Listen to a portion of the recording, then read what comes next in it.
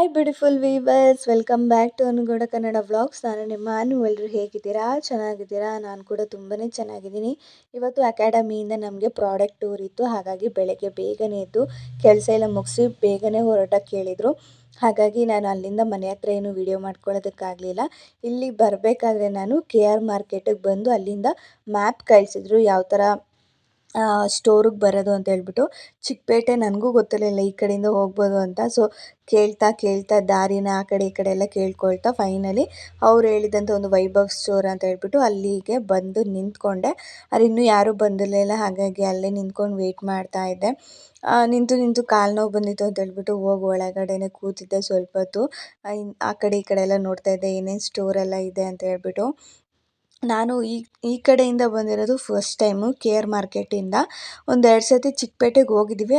ಅದು ಬೇರೆ ರೂಟು.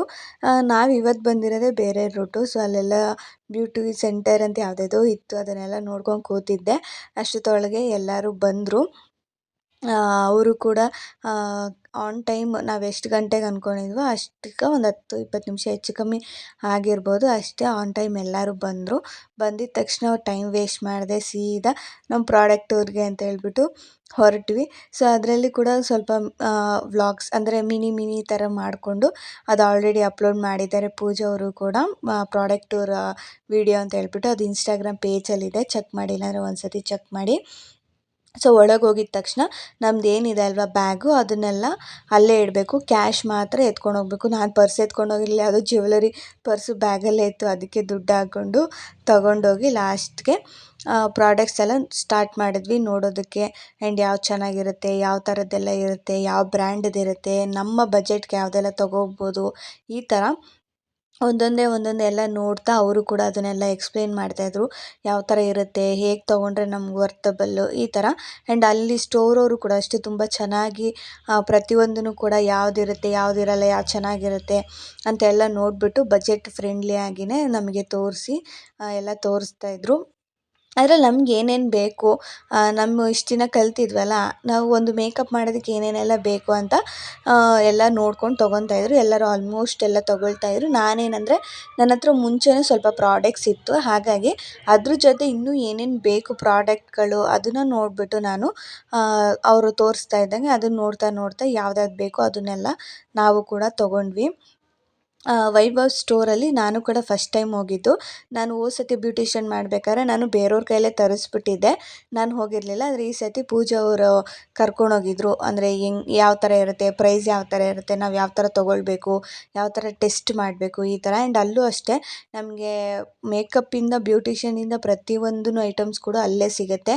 ಎಲ್ಲ ಆಲ್ಮೋಸ್ಟ್ ನಾನು ಮೇಕಪ್ ಪ್ರಾಡಕ್ಟ್ಸ್ ಮಾತ್ರ ತೊಗೊಂಡೆ, ಬ್ಯೂಟಿಷಿಯನ್ದು ಏನೂ ತೊಗೊಳ್ಲಿಲ್ಲ. ನಾನು ಸ್ವಲ್ಪ ಶಾಪೆಲ್ಲ ಓಪನ್ ಮಾಡೋ ಥರ ಆದಮೇಲೆ ತೊಗೊಳ್ಳೋಣ ಅಂತೇಳ್ಬಿಟ್ಟು ಬರೀ ಮೇಕಪ್ ಐಟಮ್ಸ್ ಮಾತ್ರ ತೊಗೊಂಡು ಬಿಲ್ಲೆಲ್ಲ ಮಾಡಿಸಿ. ಆ್ಯಂಡ್ ವಾಪಸ್ ಬರಬೇಕಾದ್ರೆ ನೋಡ್ಬೋದು ಒಬ್ರೊಬ್ರ ಕೈಲಿ 2 ಬ್ಯಾಗು, 1 ಬ್ಯಾಗು, 3 ಬ್ಯಾಗು ಈ ಥರ ಇತ್ತು. ಆ್ಯಂಡ್ ಭರ್ಜರಿ ಶಾಪಿಂಗ್ ಅಂತೂ ಆಯಿತು. ಎಲ್ಲರೂ ಕೂಡ ಶಾಪಿಂಗ್ ಎಲ್ಲ ಮುಗಿಸ್ಕೊಂಡು ಈಚೆ ನಾವು ಬರೋ ಅಷ್ಟೊತ್ತಿಗೆ ಎಷ್ಟು ಗಂಟೆ ಆಗಿತ್ತು ಅಂದರೆ 2 ಗಂಟೆನೋ 3 ಗಂಟೆನೇ ಆಗೋಗಿತ್ತು.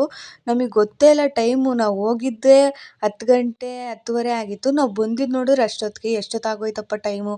ಒಳಗೆ ಹೋದರೆ ನಿಜವಾಗ್ಲೂ ಟೈಮೇ ಗೊತ್ತಾಗಲ್ಲ. ಆ್ಯಂಡ್ ಅಲ್ಲಿಂದ ಬಂದು ಹೊಟ್ಟೆ ಹಸಿತಾಯಿತ್ತು ಅಂತ ಹೇಳ್ಬಿಟ್ಟು ಅಲ್ಲೇ ಹೋಟ್ಲಲ್ಲಿ ಎಲ್ಲರೂ ಪೂರ್ತಿ ಊಟನೇ ತೊಗೊಂಡ್ವಿ. ಸೊ ಎಲ್ಲರೂ ಊಟ ಎಲ್ಲ ಮುಗಿಸ್ಕೊಂಡು ತಿರ್ಗಾ ಇನ್ನೊಂದು ಸತಿ ಶಾಪಿಂಗ್ ಶುರು ಆಯಿತು. ಅಂದರೆ ಹೇರ್ ಆ್ಯಕ್ಸೆಸರೀಸ್ದು ನಾವು ಅಲ್ಲಿ ನೋಡಿದ್ವಿ, ಆದರೆ ಸ್ವಲ್ಪ ಕಾಸ್ಟ್ಲಿ ಆಯಿತು ಅಂತ ಅನ್ನಿಸ್ತು ಹೇರ್ ಆ್ಯಕ್ಸೆಸರೀಸ್ ಎಲ್ಲ. ಹಾಗಾಗಿ ಅಂದರೆ ಮಾಮೂಲಿ ಸಿಗೋದಕ್ಕಿಂತ ಇನ್ನೂ ಜಾಸ್ತಿ ಕಾಸ್ಟ್ಲಿ ಅಂತ ಅನ್ನಿಸ್ತು. ಹಾಗಾಗಿ ಅಲ್ಲೇನು ತೊಗೊಳ್ಲಿಲ್ಲ, ಮೇಕಪ್ ಪ್ರಾಡಕ್ಟ್ಸ್ ಮಾತ್ರ ತೊಗೊಂಡು ಹೇರ್ ಆ್ಯಕ್ಸೆಸರೀಸ್ಗೆ ಪೂಜಾ ಅವರು ಯಾವಾಗಲೂ ರೆಗ್ಯುಲರಾಗಿ ಒಂದು ಶಾಪ್ಗೆ ಹೋಗ್ತಾರೆ ಹೋಲ್ಸೇಲು, ಅಲ್ಲಿ ಕರ್ಕೊಂಡೋದ್ರು. ಸೊ ಅಲ್ಲಿ ಕರ್ಕೊಂಡು ಹೋದ್ಮೇಲೆ ಅಲ್ಲೆಲ್ಲ ನಮ್ಗೆ ಏನೇನು ಬೇಕು ಯಾವ್ದ್ಯಾವ್ದು ಬೇಕು ಅಂತೆಲ್ಲ ನೋಡಿಬಿಟ್ಟು ಒಂದೊಂದೇ ಎಲ್ಲ ನೆನಪಿಸ್ಕೊಂಡು ಹೇರ್ ಆ್ಯಕ್ಸೆಸರೀಸು, ಆಮೇಲೆ ಹೇರ್ ಫ್ಲವರ್ಸು, ಆಮೇಲೆ ಈ ಥರ ಬೀಡ್ಸ್ಗಳು ಪ್ರತಿಯೊಂದನ್ನು ನೋಡಿ ಪೂಜಾ ಅವರೆಲ್ಲ ಎತ್ಕೊಡ್ತಾಯಿದ್ರು. ನಾವು ಅದನ್ನೆಲ್ಲ ನೋಡಿ ನಮ್ಗೆ ಯಾವ್ದು ಬೇಕು, ಎಷ್ಟು ಬೇಕು ಅಷ್ಟು ಮಾತ್ರ ತೊಗೊಳ್ತಾ ಇದ್ವಿ. ಆ್ಯಂಡ್ ಆಲ್ಮೋಸ್ಟ್ ಇಲ್ಲೂ ಕೂಡ ಶಾಪಿಂಗ್ ಆಯಿತು. ಒಂದು 4,000-5,000 ಸಾವಿರದಷ್ಟು ಆಲ್ಮೋಸ್ಟ್ ಎಲ್ಲರಿಗೂ ಶಾಪಿಂಗ್ ಆಯಿತು ಅಂತಲೇ ಹೇಳ್ಬೋದು. ಯಾಕಂದರೆ ತಿರ್ಗಾ ಮತ್ತೆ ಬರೋಕ್ಕಾಗಲ್ಲ. ಅಟ್ಲೀಸ್ಟ್ ಅದು ಒಂಚೂರು ಇದಾದಮೇಲೆ ಆರ್ಡ್ರುಗಳು ಸಿಗ್ತಾ ನಾವು ಆಮೇಲೆ ಬರ್ಬೋದು ಅಂತೇಳಿ ಒಂದೇ ಸತಿ ಎಷ್ಟೆಷ್ಟು ಬೇಕೋ ಅಷ್ಟನ್ನ ಎಲ್ಲರೂ ತೊಗೊಳ್ತಾ ಇದ್ವಿ.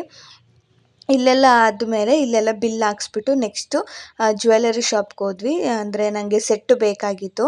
ನನ್ನ ಹತ್ರ ಇದ್ದಿದ್ದ ಸೆಟ್ಟಲ್ಲಿ ಅಷ್ಟೊಂದು ಒಂದು 2-3 ಸೆಟ್ ಇತ್ತು. ಆದರೆ ತುಂಬ ನಾನು ಮದುವೆಗೆ ತೊಗೊಂಡಿದ್ದು. ಹಾಗಾಗಿ ಒಂದು ಯಾವುದಾದ್ರು ತೊಗೊಳ್ಳೋಣ ಅಂತ ಹೇಳ್ಬಿಟ್ಟು ಅಂದ್ಕೊಂಡಿದ್ದೆ. ಆದರೆ ನಾನು ಇವಾಗಲೇ ಸೆಟ್ ಏನಕ್ಕೆ ಅಂತ ಹೇಳ್ಬಿಟ್ಟು ಜಡೆಬಿಲ್ಲೆ ಬರುತ್ತಲ್ಲ ಪೂರ್ತಿ ಆ ಥರದ್ದೊಂದು ತೊಗೊಳ್ಳೋಣ ನಾಳೆ ಫೋಟೋಶೂಟ್ಗೆ ಅಂತ ಹೇಳಿ ಹೋಗಿದ್ದು. ಆದರೆ ಜಡೆಬಿಲ್ಲೆದು ಕಲೆಕ್ಷನ್ಸ್ ತುಂಬ ಚೆನ್ನಾಗಿದ್ವು.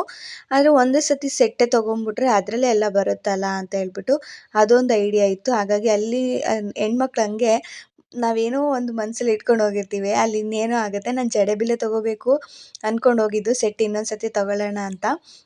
ಆದರೆ ಅಲ್ಲಿ ನೋಡಿದ್ರೆ ಸೆಟ್ಟು ಎಷ್ಟು ಚೆನ್ನಾಗಿರೋ ಕಲೆಕ್ಷನ್ಸ್ ಎಲ್ಲ ಇತ್ತು ಅಂದರೆ ಚಿಕ್ಕಪೇಟೆ ಒಳಗಿದು ತುಂಬ ಚೆನ್ನಾಗಿತ್ತು. ತುಂಬಾ ಸೆಲೆಕ್ಷನ್ಸ್, ಯಾವ್ದು ನೋಡೋದು ಯಾವ್ದು ತೊಗೊಳ್ಳೋದು ಅದೇ ಕನ್ಫ್ಯೂಷನ್ ಆಗಿಬಿಡುತ್ತೆ, ಅಷ್ಟು ಸೆಟ್ ಇತ್ತು. ಸೊ ಅವರು ಕೂಡ ಇಲ್ಲೆಲ್ಲ ತೋರಿಸಿದ್ರು. ಇಲ್ಲೆಲ್ಲ ಇತ್ತು ಕೆಲವೊಂದು. ಆದರೆ ನಂಗೆ ಯಾಕೋ ಅದು ಯಾವುದೂ ಇಷ್ಟ ಆಗಲಿಲ್ಲ. ಇನ್ನೂ ತೋರಿಸಿ ಅಂತ ಅವ್ರನ್ನ ಕೇಳಿದ್ವಿ. ಅವರು ಕೂಡ ಅಷ್ಟೇ ಒಂಚೂರು ಬೇಜಾರು ಮಾಡ್ಕೊಳ್ದೆ ತೋರಿಸಿದ್ರು. ಆ್ಯಂಡ್ ಅದರಲ್ಲಿ ಒಂದನ್ನು ಸೆಲೆಕ್ಟ್ ಮಾಡಿ ತೊಗೊಂಡು ಬಂದೆ. ಯಾವ್ದು ಸೆಲೆಕ್ಟ್ ಮಾಡಿ ತೊಗೊಂಬಂದೆ ಅಂತ ಕೊನೆಯಲ್ಲೂ ಕೂಡ ಹಾಕಿರ್ತೀನಿ, ಅದು ನೋಡಿ. ಅಲ್ಲಿಂದ ಹನಿ ಬೀಳಕ್ಕೆ ಶುರು ಆಗೋಯಿತು. ನಾವೆಲ್ಲ ತೊಗೊಂಡು ಈಚೆಗೆ ಬಂದು ಆಟೋ ಮಾಡಿಕೊಂಡು ಅಲ್ಲಿಂದ ಬಸ್ ಸ್ಟಾಪ್ಗೆ ಹೋದ್ವಿ. ಯಾಕಂದರೆ ಮಳೆ ಸ್ಟಾರ್ಟ್ ಆಗೋ ಥರ ಇತ್ತು. ನಮಗೆ ಭಯ, ಲಗೇಜ್ ಎಲ್ಲ ಇದೆ, ಮಳೆಯಲ್ಲಿ ಸ್ಟಾರ್ಟ್ ಆಗಿಬಿಡ್ತು ಅಂತ. ಇದಕ್ಕೆ ಸ್ಟಾರ್ಟ್ ಆಗಲಿಲ್ಲ. ಸೊ ಅಲ್ಲಿಂದ ಬಸ್ ಸ್ಟಾಪ್ಗೆ ಹೋಗಿ ಲಗೇಜ್ ಎಲ್ಲ ನೋಡ್ಬೋದು ಎಷ್ಟಿದೆ ಅಂದರೆ ಎಲ್ಲರ ಕೈಯಲ್ಲೂ ಪೂರ್ತಿ ರೌಂಡಾಗಿ ಎಲ್ಲ ಇಟ್ಟಿದ್ವಿ. ಬಸ್ಗೋಸ್ಕರ ಕಾಯ್ತಾ ಇದ್ವಿ. ಸೊ ಫೈನಲಿ ಬಸ್ ಕೂಡ ಬಂತು. ಬಸ್ ಹತ್ಕೊಂಡು ಸೀದಾ ಮನೆಗೆ ಹೋದ್ವಿ. ನಾನು ವ್ಲಾಗ್ ಕಂಟಿನ್ಯೂ ಮಾಡಲಿಲ್ಲ ಅವತ್ತು, ಫುಲ್ ಸುಸ್ತಾಗೋಗಿತ್ತು, ಮಲಗಿಬಿಟ್ಟೆ. So hi, welcome back. So ನಿನ್ನೆ ವ್ಲಾಗ್ ಜೊತೆಗೆ ಇವತ್ತಿನ ವ್ಲಾಗು ಕೂಡ ನಾನು ಹಾಗೆ ಹಾಕ್ತಾಯಿದ್ದೀನಿ. ಅಂದರೆ ಬೆಳಗ್ಗೆನೇ ಸ್ವಲ್ಪ ಕೆಲಸ ಇತ್ತು. ಅಂದರೆ ಸ್ವಲ್ಪ ಎಲ್ಲ ಅಕ್ಕಿ ಎಲ್ಲ ಮಾಡ್ಕೊಳ್ಳೋದಿತ್ತು, ಎಲ್ಲ ಬಾಕ್ಸಲ್ಲಿ ಖಾಲಿ ಆಗಿಬಿಟ್ಟಿತ್ತು. ಹಾಗಾಗಿ ಅದನ್ನೆಲ್ಲ ಮಾಡಿಕೊಂಡು ಇವಾಗ ಸಂಜೆ ಮೇಲೆ ನಾನು ವ್ಲಾಗ್ನ ಮಾಡ್ತಾಯಿದ್ದೀನಿ. ಯಾಕಪ್ಪ ಅಂದರೆ ನಾಳೆ ನಮ್ಮದು ಫೋಟೋಶೂಟ್ ನಡೀತಾ ಇದೆ. ಅಂದರೆ ಸರ್ಟಿಫಿಕೇಟ್ ಮುಂಚೆ ನಾವು ಒಬ್ಬರು ಮಾಡೆಲ್ನ ಕರ್ಕೊಂಡೋಗಿ ಮೇಕಪ್ ಹೇರ್ ಸ್ಟೈಲ್ ಎಲ್ಲ ಮಾಡಿ ಫೋಟೋಸ್ ಎಲ್ಲ ತೆಗ್ಸೋದು, ಅದು ನಮ್ಮ ಪ್ರೊಫೈಲಿಗೆ ಬರುತ್ತೆ ಆ ಥರ. ಸೊ ಹಾಗಾಗಿ ಇನ್ಸ್ಟಾಗ್ರಾಮಲ್ಲಿ ನಾನು ಆಲ್ಮೋಸ್ಟ್ ಪೋಸ್ಟ್ ಹಾಕಿದೆ ಒಂದು 2-3 ದಿವಸದ ಮುಂಚೆನೇ, ಮಾಡೆಲ್ಸ್ ಬೇಕು ಅಂತ ಹೇಳ್ಬಿಟ್ಟು. ಕಮೆಂಟ್ ತುಂಬ ಜನನೇ DM ಮಾಡಿದರೆ, ಅದರಲ್ಲಿ ಒಬ್ಬರನ್ನ ಆಲ್ರೆಡಿ ಸೆಲೆಕ್ಟ್ ಮಾಡಿ ಅವ್ರು ನಾಳೆ ಬರ್ತಾರೆ. So thank you so much ಯಾರೆಲ್ಲ ರಿಪ್ಲೈ ಕೊಟ್ಟಿದ್ರು. ಇದರಲ್ಲೂ ಕೂಡ ನಾನು ಥ್ಯಾಂಕ್ಸ್ ಹೇಳಕ್ಕೆ ಇಷ್ಟಪಡ್ತೀನಿ. ಇನ್ಸ್ಟಾಗ್ರಾಮ್ ಪೇಜಲ್ಲೂ ಕೂಡ ನಾನು ಮಿನಿ ವ್ಲಾಗಲ್ಲೂ ಕೂಡ ನಾನು ಇನ್ನೊಂದು ಸತಿ ಥ್ಯಾಂಕ್ಸ್ ಕೂಡ ಹೇಳ್ತೀನಿ. ಅಷ್ಟು ತಕ್ಷಣವೇ ನನ್ನ ಪೋಸ್ಟ್ಗೆ ರಿಪ್ಲೈ ಮಾಡಿದ್ದೀರಾ, ಥ್ಯಾಂಕ್ ಯು ಸೋ ಮಚ್ ಅಂತಲೇ ಹೇಳೋಕ್ಕೆ ಇಷ್ಟಪಡ್ತೀನಿ. ಯಾಕಂದರೆ ಅಲ್ಲಿ ನೋಡೋರು ಇಲ್ಲೂ ಕೂಡ ನೋಡ್ತಾರೆ. ಹಾಗೆ ಇವಾಗ ನಾನು ನಾಳೆ ಪೋರ್ಟ್ಫೋಲಿಯೋ ಶೂಟ್ಗೆ ರೆಡಿ ಮಾಡ್ಕೊಳ್ತಾ ಇದ್ದೀನಿ. ತುಂಬ ಗಜಿಬಿಜಿ ಆಗಿಬಿಟ್ಟಿದೆ. ಆ್ಯಂಡ್ ನೋಡ್ಬೋದು ಮನೆ ಐಟಮ್ಸ್ ಎಲ್ಲ ಇಲ್ಲೇ ಇದೆ. ಯಾಕಂದರೆ ಇನ್ನೆಲ್ಲ ಎತ್ತಿಟ್ಬಿಟ್ರೆ ನನಗೆಲ್ಲ ಮರ್ತೋಗ್ಬಿಡುತ್ತೆ, ಏನೇನು ತೊಗೊಂಡೋಗ್ಬೇಕು ನಾಳೆಗೆ ಅಂತ ಮರ್ತೋಗ್ಬಿಡುತ್ತೆ. ಹಾಗಾಗಿ ಇವಾಗ ಏನೇನು ಬೇಕು ನನಗೆ ಅನ್ನೋದನ್ನೆಲ್ಲ ನಾನು ಇಲ್ಲೇ ಎಲ್ಲ ಇಟ್ಟಿದ್ದೀನಿ. ನೆನ್ನೆ ಎಲ್ಲ ತೊಗೊಂಬಂದಿದ್ವಲ್ಲ ಅದೆಲ್ಲ ಇಲ್ಲೇ ಇದೆ. ಸೊ ಎಕ್ಸ್ಟ್ರಾ ನಂಗೆ ಏನೇನು ಬೇಕೋ ಅದನ್ನೆಲ್ಲ ಅಲ್ಲಿದೆ. ನನ್ನ ಐಟಮ್ಸ್ ಏನು ನಾನು ಫಸ್ಟೇ ತೊಗೊಂಡಿದ್ನಲ್ಲ ಅದೆಲ್ಲ ಅಲ್ಲಿದೆ, ಅದನ್ನು ತೊಗೊಬೇಕು. ಹಾಗೆ ಇವಾಗ ಸ್ಯಾರಿನ ನಾನು ಪಿನ್ ಮಾಡಿ ಇಟ್ಕೊಬೇಕು. ಯಾಕಂದರೆ ಮುಹೂರ್ತಮ್ ಲುಕ್ ಮಾಡ್ತಾ ಇರೋದ್ರಿಂದ ಸೊ ಈ ಸ್ಯಾರಿನ ತೊಗೊಂಡಿದ್ದೀನಿ. ಸೊ ಚೆನ್ನಾಗಿದೆ, ಫೋಟೋಸ್ಗೆಲ್ಲ ತುಂಬ ಚೆನ್ನಾಗಿ ಕಾಣಿಸುತ್ತೆ. ಇದು ನಂದು ರಿಸೆಪ್ಷನ್ ಸ್ಯಾರಿ ಅಂತಲೇ ಹೇಳ್ಬೋದು. ತುಂಬ ಚೆನ್ನಾಗಿ ಕಾಣಿಸುತ್ತೆ ಇದು.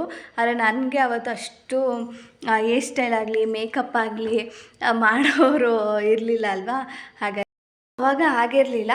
ಸೊ ಹಾಗಾಗಿ ಅವತ್ತಿನ ನಾನು ಉಟ್ಕೊಂಡು ಇಲ್ಲ. ಪಾಪು 1 ವರ್ಷದ ಬರ್ತಡೆಗೇನೋ ಅವತ್ತು ಹೆಂಗೆಂಗೋ ಉಟ್ಕೊಂಡ್ಬಿಟ್ಟಿದ್ದೆ.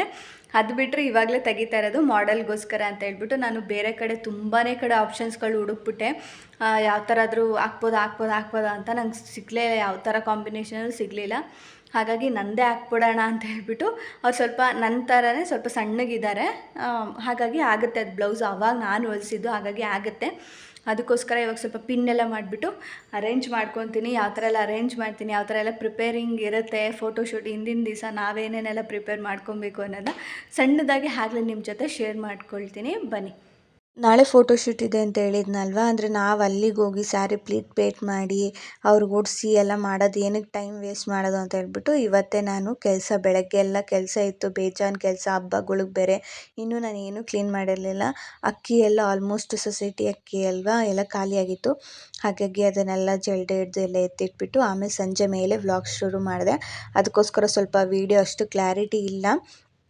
ಯಾರು ಬೇಜಾರು ಮಾಡ್ಕೋಬೇಡಿ. ಆ್ಯಂಡ್ ಸ್ಯಾರಿ ಪ್ಲೇಟಿಂಗ್ ಅಷ್ಟೇ ನಾನೆಲ್ಲ ಮಾಡ್ಕೊತಾ ಇದ್ದೆ. ಮಾಡಿಕೊಂಡು ಲೈಟಾಗಿ ಐರನ್ ಮಾಡ್ತಾಯಿದ್ದೀನಿ. ಯಾಕೆಂದರೆ ಅವ್ರು ಉಡ್ಸಿದ್ಮೇಲೆ ತಿರ್ಗಿ ಅದೇ ಥರ ಸ್ವಲ್ಪ ಮೆಸ್ಸಿ ಆಗುತ್ತೆ. ಉಡಿಸ್ಬಿಟ್ಟು ಕೂರಿಸ್ತೀವಲ್ಲ, ಅದಾದಮೇಲೆ ಫೈನಲಿ ನಾವು ಬೇಕಾದ್ರೆ ಸ್ಟ್ರೈಟ್ನರಲ್ಲೇ ನೀಟಾಗಿ ಸ್ಟ್ರೈಟ್ ಮಾಡೋದ್ರಿಂದ ಓವರಾಗಿ ಏನು ನಾವು ಐರನ್ ಮಾಡೋ ಅವಶ್ಯಕತೆ ಇರಲ್ಲ. ಹಾಗಾಗಿ ನನಗೆ ಹಂಗೆ ಅನ್ನಿಸ್ತು. ಲೈಟಾಗಿ ಪ್ಲೇಟ್ಸ್ ಎಲ್ಲ ಮಾಡಿ ಪಿನ್ನೆಲ್ಲ ಮಾಡಿಬಿಟ್ಟು ಲೈಟಾಗಿ ಐರನ್ ಮಾಡಿಕೊಂಡೆ. ಐರನ್ ಮಾಡಿ ಬಾಕ್ಸ್ ಫೋಲ್ಡಿಂಗ್ ಹೇಗೆ ನಾವು ಮಾಡ್ತೀವಲ್ಲ, ಸೇಮ್ ಅದೇ ಥರನೇ ಬಾಕ್ಸ್ ಫೋಲ್ಡಿಂಗ್ ಮಾಡಿ ಎತ್ತಿಟ್ಕೊಂಡ್ರೆ ಅಲ್ಲಿ ನಮಗೆ ಸ್ವಲ್ಪ ಈಸಿ ಆಗುತ್ತೆ ಉಡ್ಸೋದಕ್ಕೆ. ಅವ್ರಿಗೆ ಬೇಗ ಬೇಗ ಉಡಿಸಿ ನಾವು ಕೂಡ ಮಾಡ್ಬೋದು. ಯಾಕಂದರೆ ಟೈಮ್ನ ನಾವು ಯಾವ ಥರ ಪಿಕಪ್ ಮಾಡ್ತೀವಿ, ಈ ಥರ ಪ್ರೊಫೆಷ್ನಲ್ ಮೇಕಪ್ಪಲ್ಲಿ ಟೈಮೇ ಮುಖ್ಯ. ಯಾಕೆಂದರೆ ನಾವಿಲ್ಲಿ ಫೋಟೋಶೂಟ್ಗಂತೂ ಒಂದು 4 ಇಂದ 5 ಅವರ್ 6 ಅವರ್ ಎಷ್ಟು ತೊಗೊಂಡ್ರೂ ನಡೆಯುತ್ತೆ.